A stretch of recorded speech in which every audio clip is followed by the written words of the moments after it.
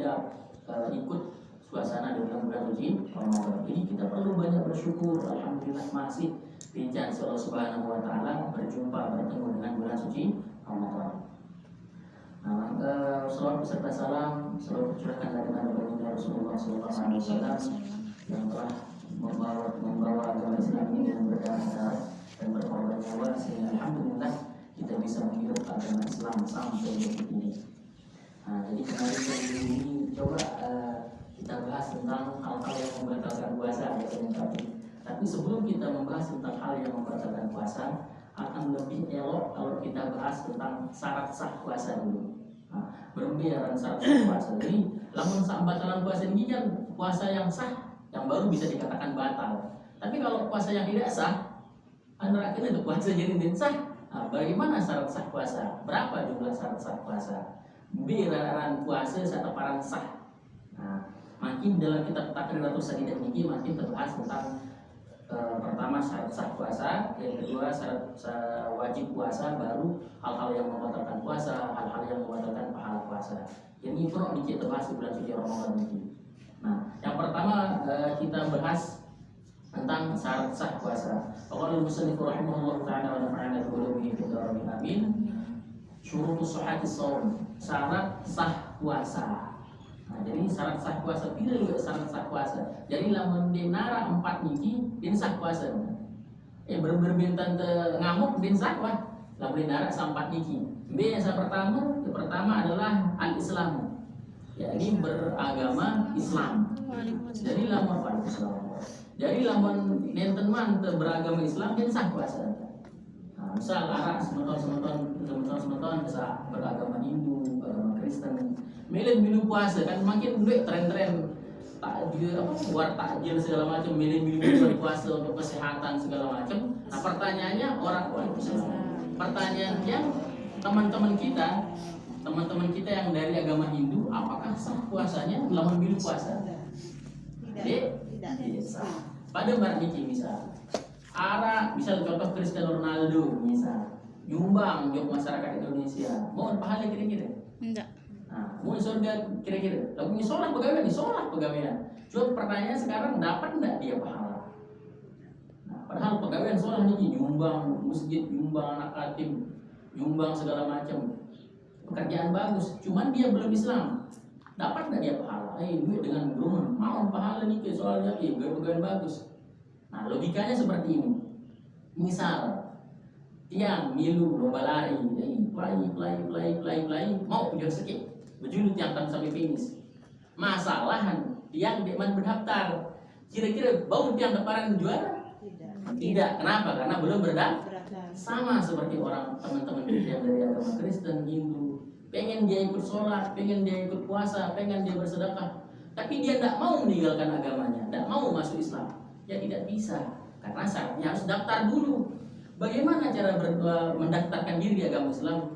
Mudah sekali. Dia perlu jual kebun bangket. Cukup mengucapkan kalimat syahadat asyhadu an la ilaha illallah wa asyhadu anna muhammadar rasulullah. Jadi syarat sah pertama puasa ini harus beragama Islam. Lamun dia beragama Islam din sah puasa.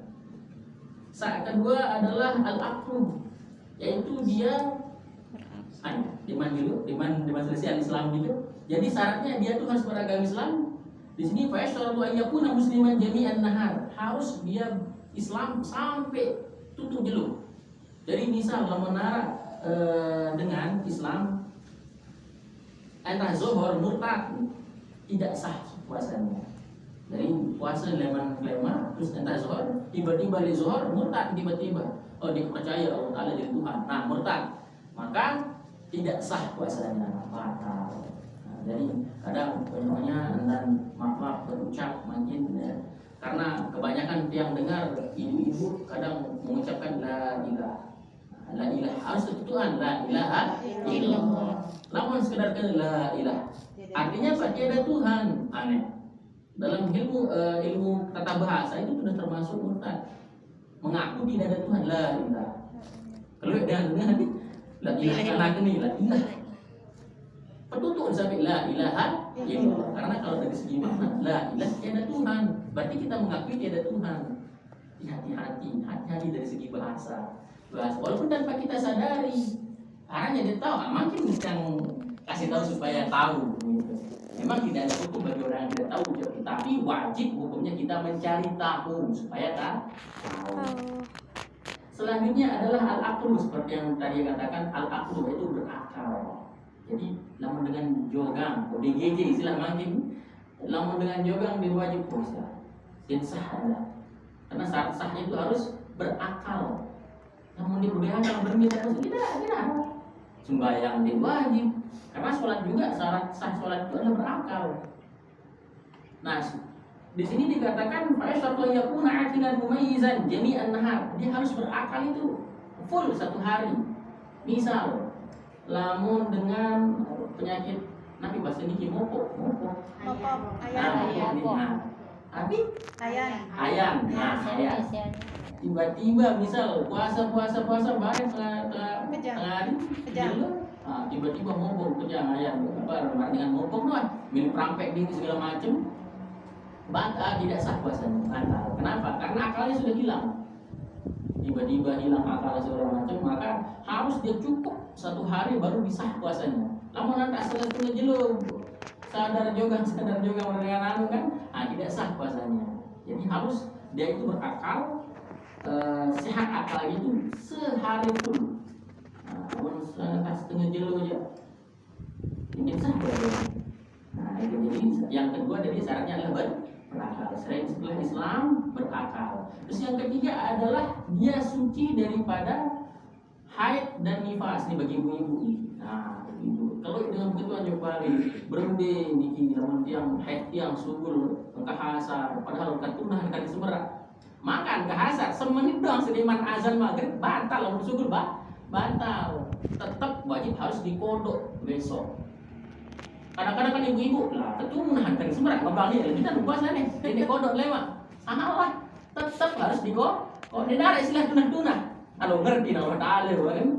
Arah ini kan, arah dengan balik ini kan, kena ngerti nama Taala, semerang masih gue yang agak maghrib. Tidak ada istilahnya ngerti tidak mengerti. Kita sebagai makhluk harus mengerti hukum Allah. Tapi kata dia desa.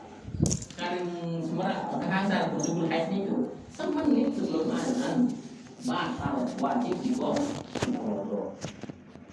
Subul darah juga. Tapi disunahkan di sini.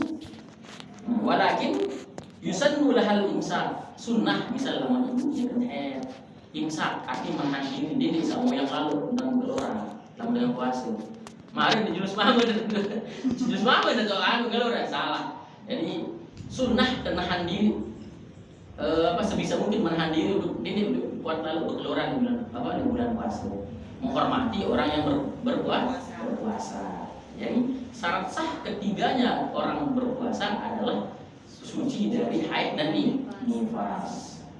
Jadi lewat makin ini apalagi tidak teratur menstruasinya, kadang-kadang dengan ragu niki darah haid atau darah istihadah.